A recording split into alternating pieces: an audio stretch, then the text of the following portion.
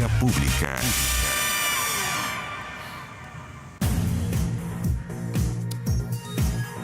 ¿Qué tal? ¿Cómo están ustedes? Bienvenidos a Vía Pública. Este día miércoles ha sido muy noticioso. La PDI detuvo, más bien temprano, a Daniel Andrade, aquí en Santiago, director de la fundación, uno de los fundadores, Democracia Viva. Ese es el caso.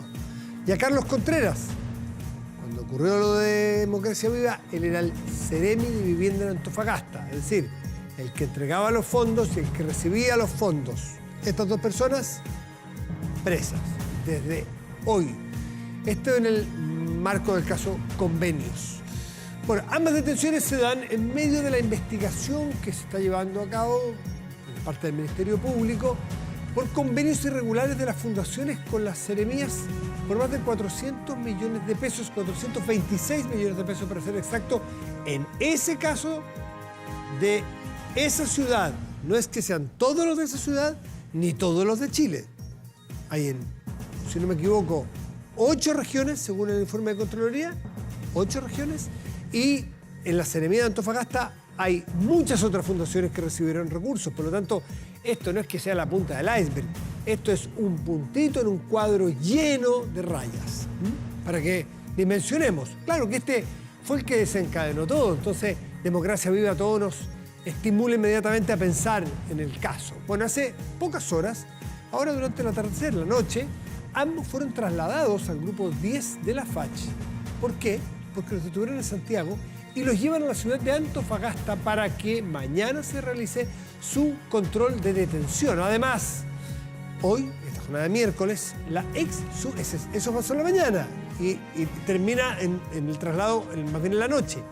Pero entre medio, en el mismo caso, ocurrieron muchas otras cosas.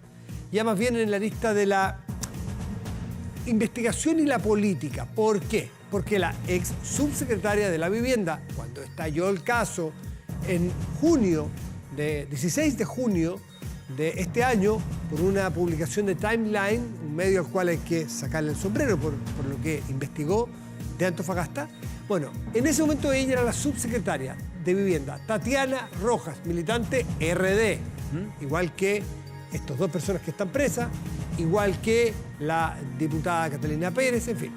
Bueno, ¿qué dijo Tatiana Rojas? No ahora, el 5 de octubre en una declaración judicial. Eso no es una declaración de prensa. Es decir, si no es exacto lo que dice, no es una mentira, sería un perjurio, porque estaría mintiendo frente a un tribunal.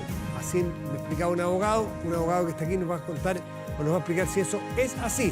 Por lo tanto, hay que tomar muy en serio la declaración de Tatiana Rojas, que ha declarado ante la Fiscalía que entregó en su momento el informe con las irregularidades al ministro Carlos Montes sobre el caso Democracia Viva, antes de que saliera en los medios. ¿Qué tiene novedoso eso? Que hasta aquí el ministro Montes a la prensa le había dicho varias cosas, pero algunas de ellas es que él nunca conoció un informe con denuncias de irregularidades o delitos, pero también, con lo cual no desmiente que haya sabido. Pero hay otras declaraciones donde él dice que no conocía Democracia Viva, y eso lo dijo en junio, pocos días después de que estalla el caso. Entonces, si lo que dice la señora Rojas es verdad, bueno, lo que dice el ministro Montes en su momento dijo no sería exacto, no sería verdad. Desde la oposición, por eso le digo que tiene una lista política muy importante, exigen la renuncia del ministro Montes, quien descartó abandonar el cargo en todo caso. Ante esto, parlamentarios de Chile Vamos amenazan con una acusación constitucional. De hecho, el Partido Republicano, que fue el primero que yo vi reaccionar en una declaración pública, dice que hoy, me refiero a hoy miércoles, o sea, día que está por terminar, no mañana, debe salir Montes del gabinete, sino el lunes 18, acusación constitucional para destituir al ministro Montes. Eso es lo que dice el Partido Republicano. La cosa está tensa. Dentro del gobierno, aparentemente, la cosa no deja de estar compleja, difícil, porque hay partidos, hay facciones, hay miradas. Vamos a conversar sobre este tema hoy en profundidad. Vamos a la mesa. Yo creo que tiene... Ya no. Saludamos a nuestro invitado de hoy, Francisco Leturia, profesor de Derecho de la Universidad Católica, expresidente del Consejo para la Transparencia. Francisco, buenas noches. ¿Qué tal, Matías? ¿Cómo estás? Buenas noches. Me iba a decir algo y le dije no todavía porque no estamos en el aire, pero ahora sí está al aire, que se puede con toda tranquilidad decir algo que lo van a escuchar. Sí, mira, ¿Qué le parece que ocurrió hoy? Quizás yo voy a hacer un poco aguafiestas ahora y voy a tratar de poner un poco la pelota en el piso. Porque no nos podemos olvidar en el momento donde estamos. Estamos a pocos días de una elección súper importante y todos estos temas tienen aristas que también pueden tener impacto en el proceso electoral o en la forma como se dan las cosas. Yo creo que estas detenciones o las declaraciones que hizo la ex subsecretaria son muy llamativas, son tremendas declaraciones, llaman mucho la atención. Pero uno se pregunta qué es lo que realmente ha pasado en las investigaciones. Nada mucho. Como tú bien decías, son montones de gobiernos regionales, son montones de platas en el Ministerio de Vivienda, pero aquí, claro, el caso Polizzi o el caso de Democracia Vivida son los casos más llamativos, los más sabrosos, los más noticiosos. Pero ¿qué pasa con las demás investigaciones? Por otro lado, ¿qué pasa con todas las grietas, con todo lo que permitió que estas cosas pasaran y que hay que mejorar? ¿Se han corregido esas cosas? Nada. Entonces, pareciera que pasan muchas cosas, pareciera que se está haciendo justicia, pero probablemente va a pasar lo mismo que pasó con la señora Polizzi, que la toman detenida un día, al día siguiente hacen la formalización, etcétera, y le dan una medida cautelar leve. Aquí el juicio ni siquiera ha comenzado. O sea, sale hoy día la ex novia, la diputada Pérez, exnovia de Expareja del señor Andrade. Exactamente, diciendo que esto era una gran noticia para Chile. Pero si aquí ni siquiera el juicio ha comenzado. Aquí lo más probable es que esta medida quede sin ningún efecto mañana y que quedemos equivocadamente con una sensación de que han pasado muchas cosas y que no pase nada. Pero, Francisco, dijiste algo al partir que quisiera detenerme. ¿En qué contexto estamos? A 3, 4 días de una elección, de un plebiscito muy importante. Claro. ¿Con eso querés decir que hay una oportunidad aquí de la Fiscalía de querer hacer la formalización justamente 2, 3 días antes del plebiscito? Mira, hay un fenómeno mundial, y es un riesgo que también se da en Chile, que es que los juicios se mediaticen, se transformen en juicios paralelos que se dan en la prensa, que se dan con estos actos espectaculares, pero que no tienen ningún correlato con lo que está pasando en el proceso realmente. Hay gente que dice que esto es una señal para un lado, para otro. Mira, imagínate que el resultado del plebiscito fuera estrecho, como es probable que lo sea, para cualquiera de los dos lados, y que después estos casos terminen en nada. Y alguien va a decir, mira, si lo que pasó es que justo 3 días antes de una declaración que se había hecho en octubre, aparece filtrada en la prensa y eso movió la aguja y fueron esos 50.000 votos que movieron la cosa para un lado o para otro. ¿Es una maniobra política? Yo creo que los fiscales tienen que ser muy prudentes a la hora de tomar medidas que pueden tener un impacto. Porque este caso pasó hace 4 meses. Estas personas ya dieron todas sus declaraciones, sabíamos dónde estaban.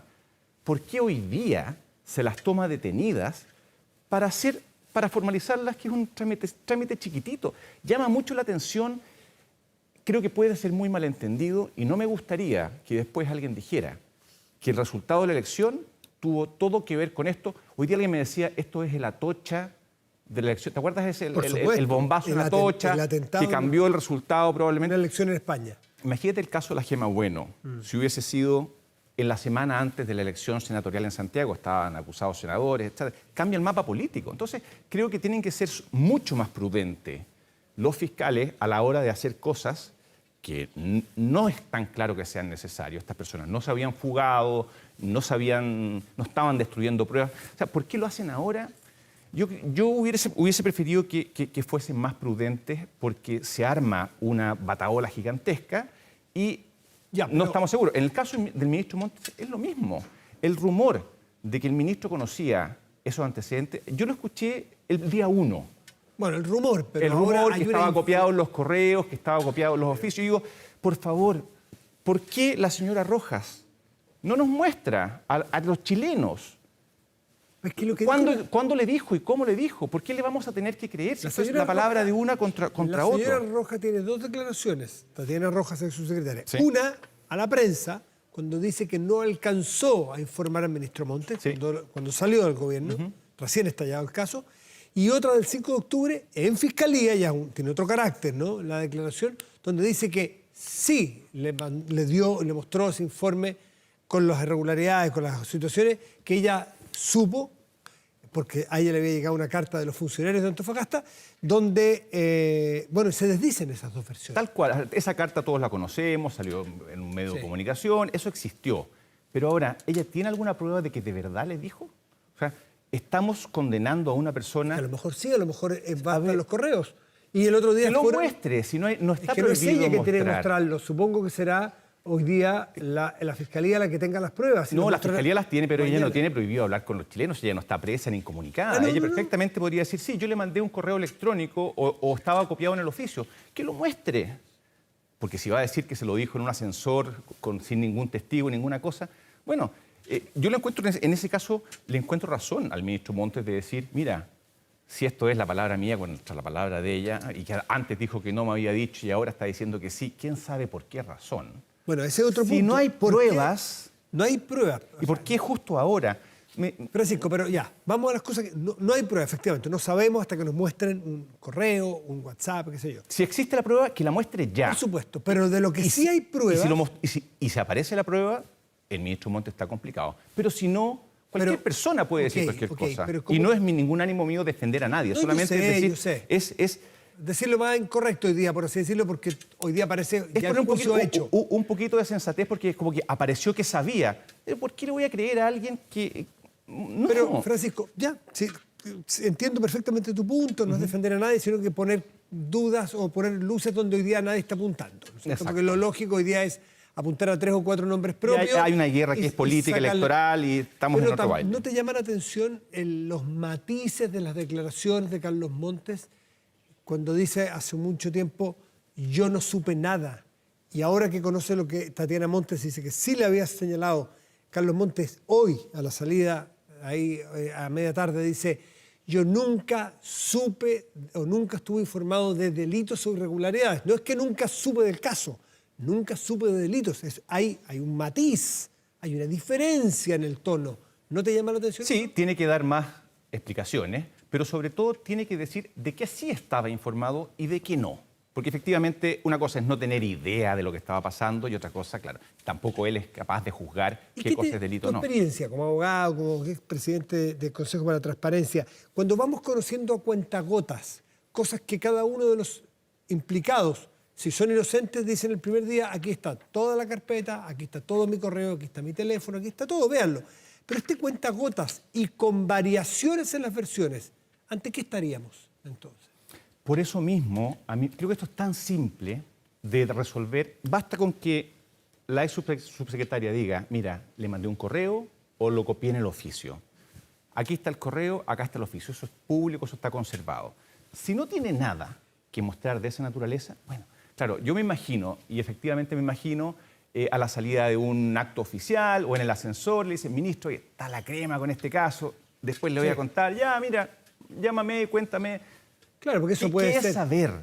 Claro, porque le pueden entregar 100 informes al día a un ministro, entonces ya. Y le comentan a la pasada y le dicen, con las palabras que usamos los chilenos, oye, está complicadísimo Antofagasta, pero de ahí a que haya sabido en concreto todas las cosas, si lo supo y lo está negando, es gravísimo. Pero muéstreme los hechos, porque que se lo dije ahí a la salida de un... Ya, vamos a otro caso. Me tocó entrevistar hoy día en la tarde al abogado del señor Andrade y una de las cosas que decía que, bueno, el trabajo está hecho, el trabajo que no se ha hecho, hemos ofrecido devolver los recursos. Y cuando yo le pregunté al abogado, pero ¿no llama la atención que el señor Andrade haya conseguido con tan poca experiencia, con una fundación que todavía no tenía el giro, pero en fin, con muy poca experiencia en un trabajo en terreno, convenir por 426 millones de pesos, siendo muy amigo estos dos señores? Él le entregaba los fondos, él recibía los fondos. Habían celebrado la reelección de la diputada Catalina Pérez, ex jefa de ellos, pareja de él. ¿Él no habrá tenido alguna ventaja este señor para recibir platas que repartía él? Y la respuesta es, bueno, un abogado penalista tiene que atenerse a los casos, dice, no tengo antecedentes al respecto, si es que tuvo ventajas o no. Pero ahí hay muy poca transparencia. Yo creo que a estas alturas nadie discute, ni siquiera al interior del gobierno, que esa situación es horrible, o fue horrible, fue impresentable, se bajaron todos los requisitos, se hicieron cosas que son inaceptables en el mundo público cuando se manejan platas públicas. Y yo creo que hoy día nadie seriamente se va a sentir orgulloso. ¿Quién bajó los requisitos? requisitos para Lo bajó- transferir millones a una fundación. Es importante este tema porque lo bajó el propio gobierno en un montón de medidas. Quedó esa comisión de, Sí. de Contraloría. Investigadora. La de... ¿La de Contraloría o la de Cámara? No, el sistema interno que tienen de... Sí, el que opera en el Ministerio Secretaría General de la Presidencia. Tal cual. Se llama, no es Contraloría, pero es... llama de Contraloría. Pero además, una cosa que no se ha mencionado, la Contraloría General de la República también bajó los estándares al permitir que directamente los gobiernos regionales le pasaran plata en sumas importantes de dinero sin pasar por los gobiernos regionales. Y eso no se ha mencionado mayormente, el criterio lógico y racional que si existe un core, un grupo de personas que fiscalizan, que no estén de adorno, que las platas tengan que pasar por ahí, por último, para que estén informados. Pero no, se cambió el criterio y se dijo, estas platas las pueden pasar directo. ¿Qué pasa cuando uno autoriza eso? ¿Qué va a pasar? ¿Qué es obvio que va a pasar? Se los van a pasar por el lado y les van a pasar la plata directa y van a sentirse más relajados y van a dárselas con más discrecionalidad. Eso fue una puerta que no me explico, creo que fue un error de criterio muy grave. ¿Cuándo ocurrió eso? Eso ocurrió el año pasado y supuestamente fundamentado en una reforma legal, pero yo creo, mira, a mí no me cabe en la cabeza que un contralor que sabe las cosas que van a pasar cuando se relajan los controles, las haya relajado de esa manera y utilizando solamente un criterio, decir, la ley lo dice así, cuando era obvio las consecuencias que iba a tener, cuando uno sabe el color político de casi todos los gobiernos regionales. Creo que fue un error de criterio muy grave que le costó mucho a Chile. Probablemente buena parte de estas cosas no hubiesen pasado si no hubiese habido ese cambio de criterio de Contraloría que facilitó y que tendió una especie de alfombra roja a que este tipo de cosas... ¿Con qué finalidad lo hizo Contraloría, Francisco? No me lo puedo explicar, no me lo puedo explicar. No tiene mucha presentación. Yo no entiendo por qué lo hicieron ni con qué razón. En muchos casos, en muchos gobiernos, en el Chile y en otras partes, hay algún tipo de recursos donde hay una vía más rápida de entrega, por ejemplo, cuando hay emergencias, que decir, pero también cuando hay que evitar que haya muchas burocracias. Sí. Lo que pasa con el criterio de la eficiencia es con el que se han creado las corporaciones municipales. Todo con el criterio de la eficiencia te permite pasar a hacer un fast track sin ningún tipo de control. Y la verdad que ya sabemos, no somos niños chicos, somos adultos, vivimos en Chile. Cuando no hay control, cuando hay discrecionalidad, cuando hay chipe libre para asignar plata. Y además cuando has relajado los años que tienes que estar constituido, si tienes que tener un giro especial, si te dan la plata en forma parcelada o si te la dan toda de una y sin rendición de cuentas, sin boleta de garantía. Ya es como decir, esto es un poquito obsceno. Este caso, como dices tú, se ve feo, todos lo suponen muy feo porque hay relaciones familiares o de amistad, en fin, aquí, o de trabajo o de partido, pero en la búsqueda exacta de, porque hay que buscar los delitos, hay que probarlos, hay que acusar, hay que probar y hay que eventualmente condenar. ¿Qué delitos ves aquí? Mira, es que qué bueno que me tocas ese punto, porque nos focalizamos mucho en los delitos, que esta gente tiene que pagar, etc. Probablemente... Tiene que pagar si es que es decretada culpable. Claro, lo que pasa aquí es que muchas de estas cosas eran legales, reprochables, absurdas, obscenas, incorrectas, corruptas. Pero legales. Pero legales. Mira. Y eso, a ver, la gente que está en el Estado se sabe de memoria las grietas que están, por dónde meterse. Tenemos una mentalidad muy legalista en Chile. Yo esta mañana escuchaba unos audios de la señorita Polisi, donde decía, consíguete certificado de asistencia. Como diciendo, mira, si yo le llevo a Contraloría 200 certificados de asistencia, cumplo, check, todo legal. Obsceno, corrupto. Todos sabemos que es probablemente falso, como son falsas las horas extra o muchas de las licencias médicas que se consiguen en Chile, pero legal. Entonces, a mí no me extrañaría, los estándares probatorios en Chile son altos, hay que hacer muchas cosas, probablemente nadie termine tras las rejas. Es lo habitual, además, que pasa. Por eso creo que el foco mucho más debería estar en cerrar y terminar con todas las situaciones que permitieron que esto pasara. Van a tener más cuidado, no van a ser tan descarados, van a asesorarse con abogados, van a ser mucho más difíciles. Va a haber siempre. Claro, pero las puertas están abiertas. Es como si yo saco las tejas de mi casa si llueve, me mojo. Y yo digo, no, es que en mi casa si va a llover y me voy a mojar. Lo que hay que hacer ahora en Chile es evitar que estas cosas vuelvan a pasar. Yo me olvidé. ¿Y eso no hemos avanzado nada? Nada. O sea, Prácticamente nada, son demasiado obvias las cosas que hay que hacer y no se ha avanzado. Se hizo una comisión, apenas se... Sí, claro. Dijeron en 30 días vamos a hacer propuestas. Mira, hasta ahora nada, un par de pequeñas cosas en la ley de presupuestos, que además es una ley que dura un año y que el año siguiente se puede cambiar. Nada, mucha lentitud. Y digo, ¿qué pasa? O sea, ¿estamos realmente comprometidos con disminuir la corrupción y con evitar que estas cosas pasen? Sería muy fácil, tú podrías decir, la misma lista de medidas de la comisión aquella era bastante razonable. Se podría haber implementado en un mes. Hay algunas de ellas implementadas, ¿eh? Poquitas y muchísimas más las que no están empezándose a implementar, pero no en forma sólida, no en forma consistente, no en forma permanente. Creo que estamos hay muchas de que requieren ley, entonces no están. Sí, claro, pero a ver, es que nosotros estamos mal acostumbrados en Chile que la tramitación de una ley estándar toma 10 años. Pero una ley, para tapar un agujero de una gotera, la puedes aprobar en un mes. Y digo, ¿por qué no pasa eso? Yo, la verdad, no Falta de voluntad, a tu juicio. Yo creo que sí, creo que hay mucha gente que se beneficia de que las cosas sigan así. Hay mucha gente que no tiene mucho ánimo de cambiarlas. Y bueno, además estamos en elecciones, los políticos están dedicados a otras cosas, pero yo creo que sería lo más triste de todo que después de esta mega crisis no cambiara nada o no cambiara casi nada. Y me temo que es una posibilidad. Francisco Leturi, profesor de Derecho de la Universidad Católica y expresidente del Consejo para la Transparencia. Gracias por estar aquí esta noche. A ti. Que te vaya muy bien. Hacemos una pausa, volvemos, espérenos.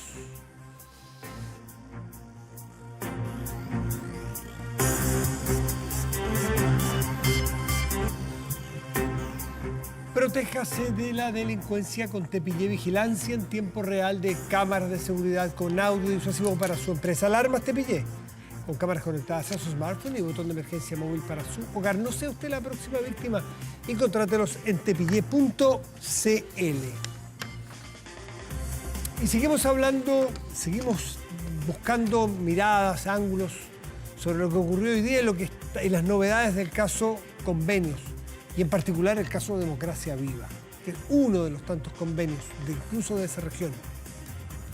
Y hoy el foco político está puesto sin duda, o uno de los más relevantes, en el ministro Carlos Montes, ministro de Vivienda, por las declaraciones de la ex subsecretaria Tatiana Rojas, quien sostiene que, en contrario a lo que había sostenido al salir del ministerio, ahora se sabe que en Fiscalía dijo que ella sí había informado al ministro Montes, cosa que el ministro Montes ha dicho que no es así, matizó. Pero bueno, esto tiene efectos políticos sin duda en el propio gobierno, en la coalición oficialista, por eso vamos a conversar con Marco Ilavaca, que es diputado del Partido Socialista, que es miembro de la comisión, o fue, más bien porque terminó ya, de la comisión investigadora del caso Convenio. Diputado Ilavaca, como siempre, un gusto de saludarlo, muchísimas gracias por recibirnos. Muy buenas noches, un gusto conversar contigo, Matías. Igualmente. Bueno, justamente, pues conversar sobre un día tan noticioso que parte con la detención de estas dos personas vinculadas a Democracia Viva, pero quiero detener, ya hablamos con el invitado anterior sobre eso en particular, quiero detenerme en la mirada más política, yo no sé si terremoto, pero al menos un temporal para el Partido Socialista que es de larga duración, pues. Desde junio que se supo este caso, el ministro Montes ha estado bastante zamarreado, disculpe lo coloquial, políticamente. ¿Cuál es la postura del Partido Socialista hoy día cuando le piden la renuncia desde la oposición a Montes? Mira, antes de responder eso, quiero decir algo de lo que decía el invitado pasado. Sí.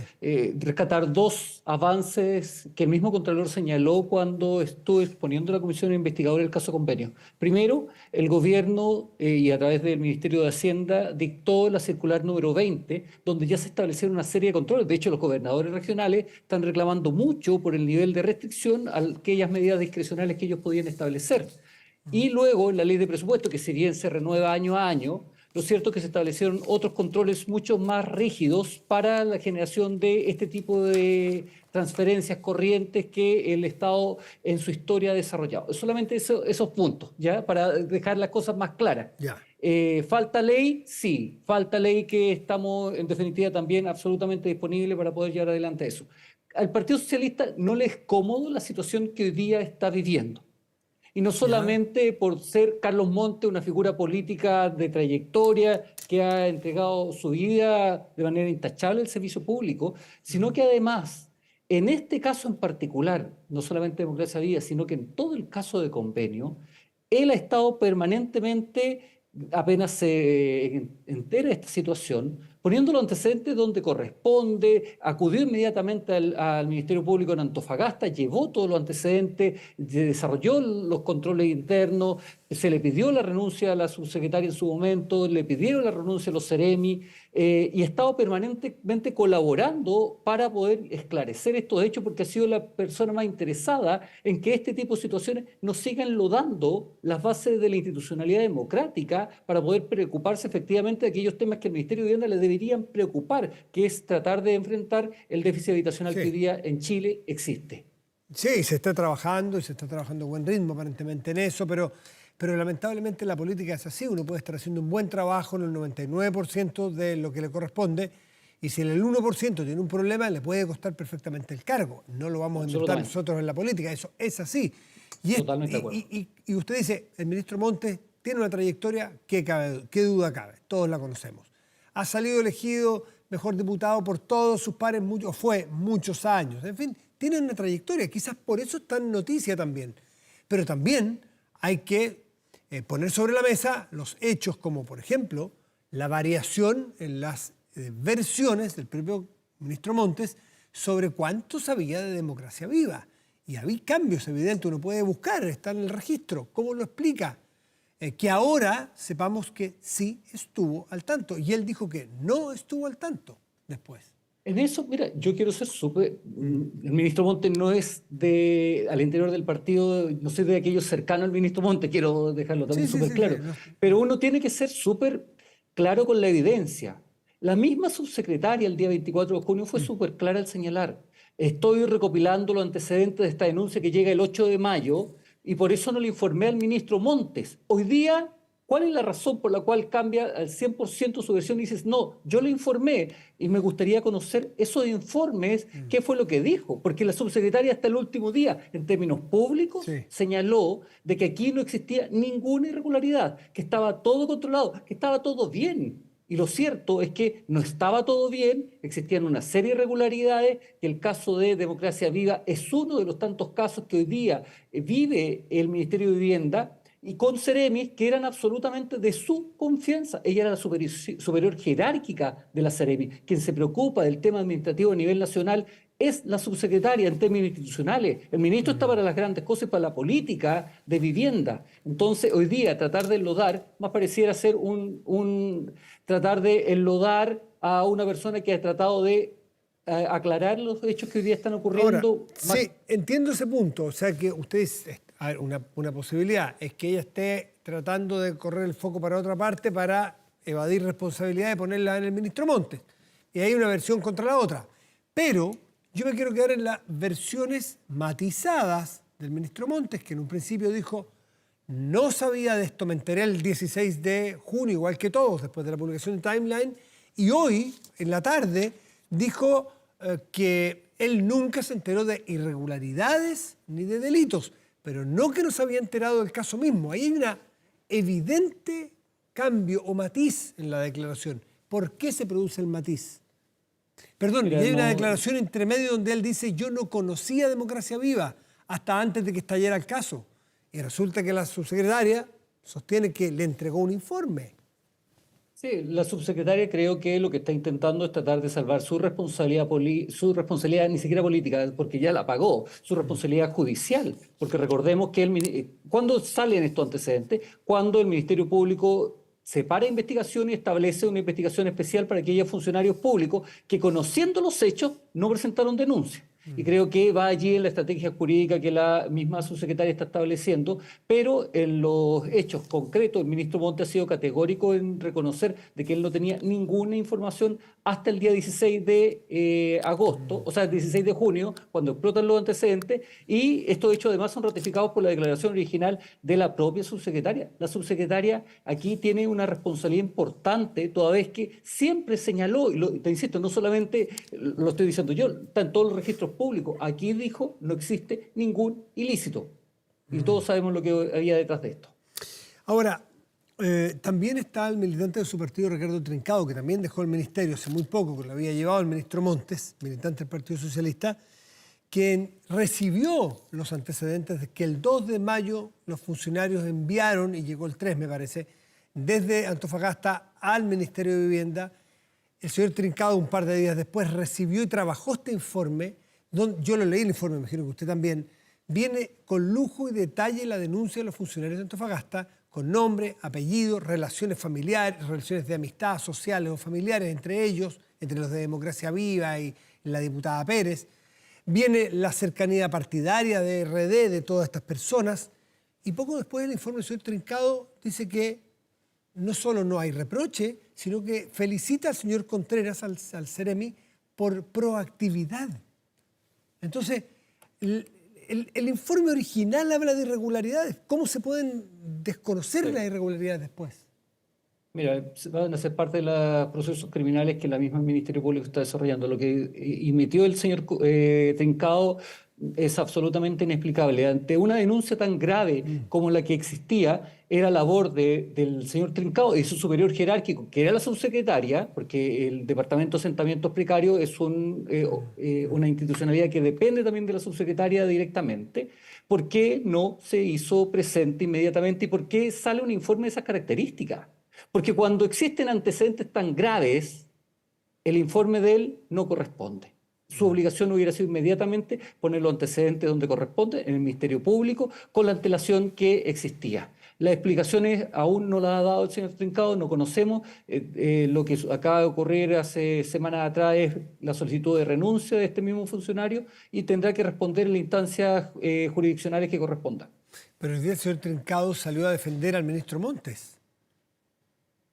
Sí, porque en definitiva lo que sucede es que, insisto, la dependencia y donde se radicó todos los hechos, aquí fue la Subsecretaría de Vivienda. Subsecretaría de Vivienda, donde trabajaba la ex subsecretaria, donde estaba el señor Trincado, donde estaban los Ceremis. Entonces, insisto, vamos a ver cómo se va a ir dilucidando. Esta es una noticia en desarrollo. Hoy día conocimos recién las declaraciones de la señora subsecretaria. Yo espero que en este caso el Ministerio Público, que ha sido súper proactivo, logre determinar con claridad los hechos que han ocurrido. Porque ¿saben lo que sucede al final? Y ahí me quedo sí con lo que están conversando en el panel anterior. La corrupción es un cáncer y caiga quien caiga en este tipo de cuestiones, aunque parezca una frase cliché, deben pagar. Y allí necesariamente sean militantes de RD, sean socialistas, sean de RN, como en el caso de otras fundaciones, me da lo mismo. Ahí, por un tema de transparencia, de las debilidades institucionales que presenta hoy día nuestro sistema, tenemos que combatirlo.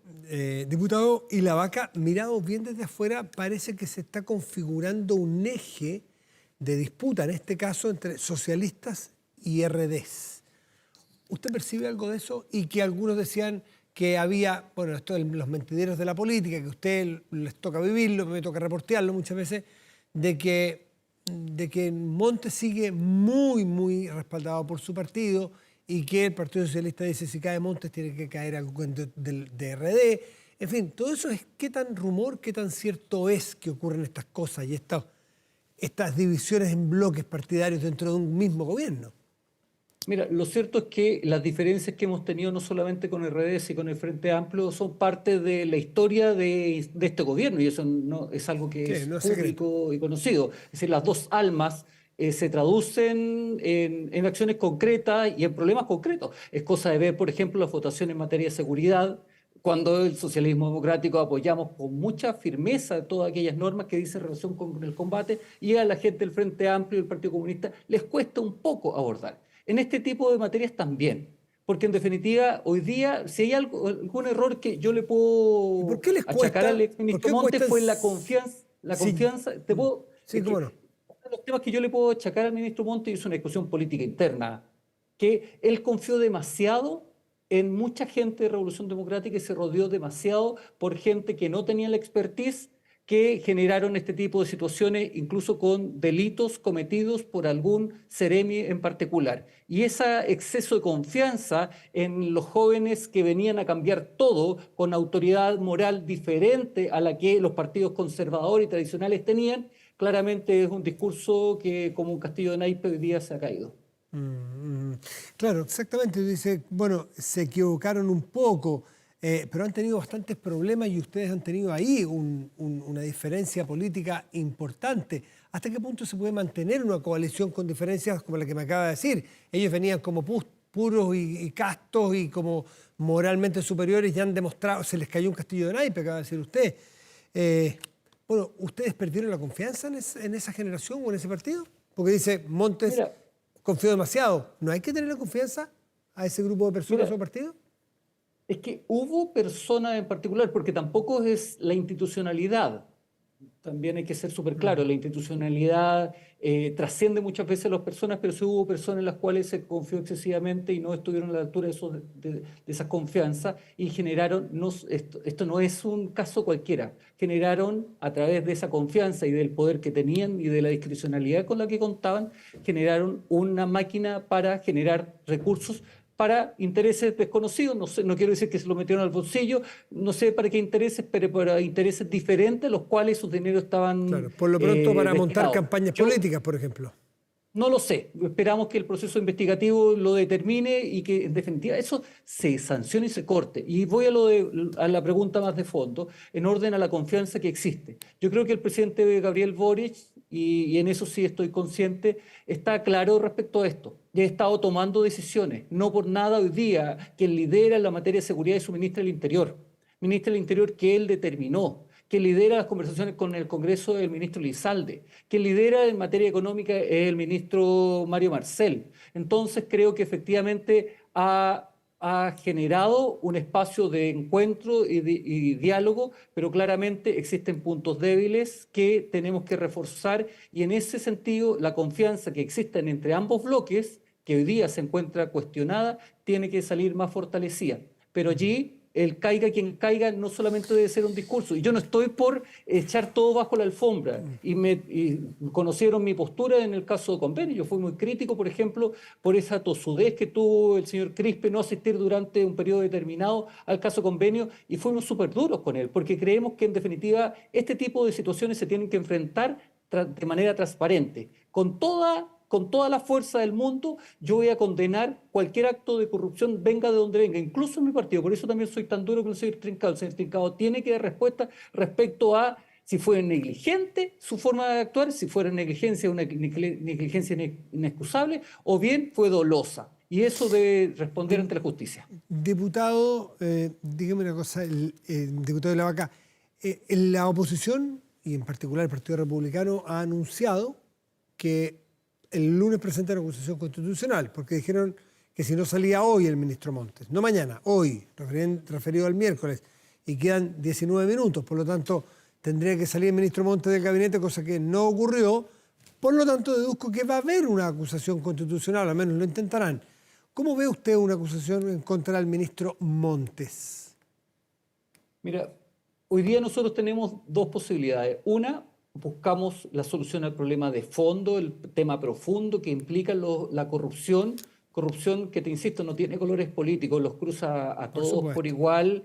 Es cosa de ver lo que acaba de salir con el alcalde de Torrealba, por ejemplo, respecto al reconocimiento de la entrega de recursos, no eran tantos millones, decía él. ¿Ya? Esto no tiene partido o casa donde se radique. Y allí tenemos que ser capaces todos, de manera transversal, evitar esa pelea chica que lo único que hace es, pareciera, esta pantomima para la televisión, para que la gente diga, oye, mira qué interesante la pelea, están efectivamente preocupados del tema, pero al final del día el tema de fondo se deja a un lado y los temas más bien comunicacionales son los que venden. Y lo que hoy día está haciendo el Partido Republicano es tratar de ganar un espacio mayor en la política nacional, desarrollando este tipo de acciones que creo que no aportan en nada al tema de fondo. Ahora, podría haber, alguien me decía hoy día que revisando la acusación constitucional, mire cómo voy a ir para atrás, para hacer una analogía. Cuando se acusó constitucionalmente al ministro Chadwick por lo que ocurrió después del estallido, el ministro Montes, cuando lo acusó, cuando votó, era senador, me lo leyeron, así que no lo leí yo directamente, pero lo voy a tener para mañana para poder leerlo. Los argumentos que decían no es que él creyera que Chadwick cometió algún delito de su propia mano, ni que era responsable directo de algún delito, sino la responsabilidad política que le cabía. Y haciendo esa analogía, usando ese mismo argumento. No conozco a nadie hasta aquí, a nadie que haya dicho que el ministro Montes haya estado metido en alguna irregularidad o en algún contubernio de arreglos de plata. No, pero sí hemos escuchado y es plausible pensar que podría tener responsabilidad política por dirigir un ministerio donde ocurrían estas cosas sin que lo supiera o sin que se diera cuenta. Entonces, ¿cómo se da vuelta el argumento hoy día si es que se presenta una acusación contra él?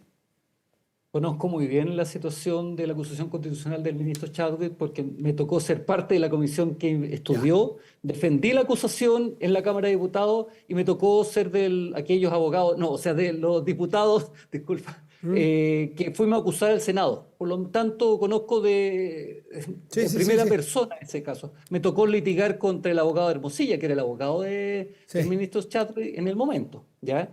Y el argumento no era que él tenía responsabilidad política por hechos de tercero. La responsabilidad de política radicaba él porque decía relación con el lineamiento político que el Ministerio del Interior mantuvo en torno a los hechos graves que ocurrían. Y era la decisión, él estaba directamente involucrado y no era el subsecretario en ese caso, porque era la directriz política adoptada por... Igual como Montes. Sí, pero en este caso... No, en este caso lo que ocurre es que las decisiones nunca pasaron por el ministro porque no estaba preocupado él estaba preocupado de la política, no del tema administrativo. Y aquí hubo un exceso de confianza, por decirlo, por no decir lo más duro, es decir, que aquí hubo delitos detrás que estaban radicados bajo la tuición de la señora subsecretaria. Entonces, cuando tú tomas decisiones, y si el ministro hubiera sido el que tomaba decisiones, claramente la acusación constitucional hubiera... Sigamos con la analogía. Usted que conoció también la acusación contra el entonces ministro Chadwick, ¿él sí tuvo responsabilidad directa en la violación de los derechos humanos por los cuales se le acusaron y en esos delitos? ¿O tenía que ver con la responsabilidad política de dirigir una institución o tener a cargo una institución donde sí hubo violación a los derechos humanos? Él tenía responsabilidad política en orden a que él sabía, o sea, él fue partícipe en las decisiones que se tomaron respecto a las actuaciones de Carabineros, los instructivos emanaron de parte del Ministerio del Interior y además estos eran hechos permanentes. ¿Cuál fue la actitud del ministro Montes apenas se enteró de estos hechos? Denunciar. Fue a Fiscalía, presentó los antecedentes, le pidió la renuncia al subsecretario. ¿Qué hizo el ministro Chadwick cuando se entera de los hechos? Nada. Protegió, por el contrario, protegió el accionar de Carabineros en ese momento. Entonces son dos acciones que son absolutamente... A su juicio, en un caso era, si no actuó de propia mano, fue, ¿cómo se dice? Cuando una persona ayuda a otro a cometer un delito. Cómplice. Pues fue un cómplice. Y aquí, en el caso de Montes, no es ni cómplice del delito de los convenios, ni tampoco tiene responsabilidad política. Sí, efectivamente es así, porque el ministro Montes apenas se entera de los hechos, lo que hace es todas las acciones que ya conocemos. Se presenta al Ministerio Público, presenta los antecedentes, abre el Ministerio de Vivienda para que sea investigado y en el caso del ministro Chadwick no hizo nada, nada. Ese era el gran reproche que se le hacía al ministro Chadwick. Ahora, la gente estaba perdiendo los ojos en las calles, se adquirieron armamento en ese tiempo, es decir, las actitudes son absolutamente diferentes. No estamos haciendo comparaciones por si alguien dice, ¿cómo comparamos? Estamos haciendo analogías. Son incomparables. No, pues totalmente. Otro tiempo, otra cuantía, otra gravedad, otro todo. Pero son analogías políticas porque en ciernes es una acusación política. Bueno, diputado Isla Vaca, muchísimas gracias como siempre por conversar aquí en Vía Pública. Muchas gracias a ti, Matías. Un gusto conversar contigo. Chao. Buenas noches. Porque una gran persona necesita una gran camioneta, súbete junto a tu familia a Jack T8, equipada con cómodas cabinas en su interior, aire acondicionado, volante regulable a tu altura, Apple CarPlay y Android Auto. Descubre este modelo en jackauto.cl. Con Jack T8 estás para grandes cosas.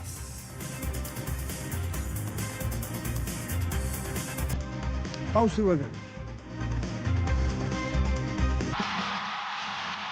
De vuelta en Vía Pública, revisamos de inmediato nuestro portal de contenidos y noticias 24horas.cl, que en este momento destaca. Fondo E lidera fuga de afiliados en octubre con casi 13.000 menos.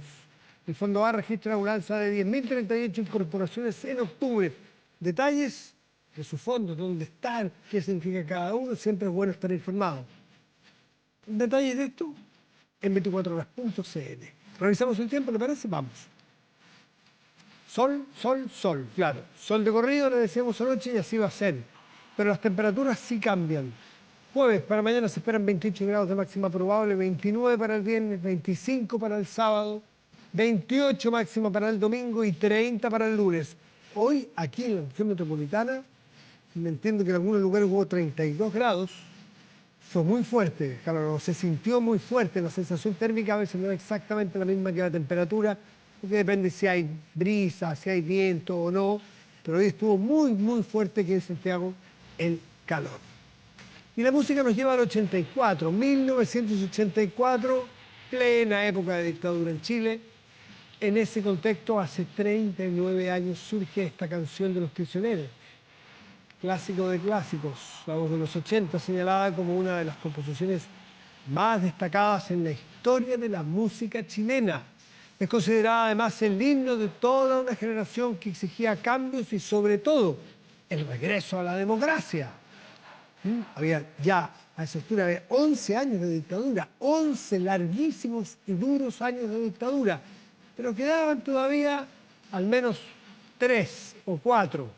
Bueno, etiquetada como una canción contestataria, el éxito de la voz de los 80 se fue forjando en el mundo under.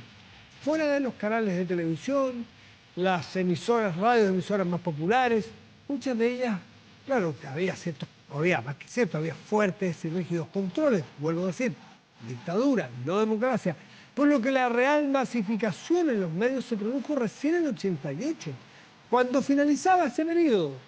Bueno, con el recuerdo de Los Prisioneros y la voz de los 80 terminamos Vía Pública de hoy, de una muy buena manera, escuchándonos a Los Prisioneros. Que tengan muy buenas noches y gracias por venir.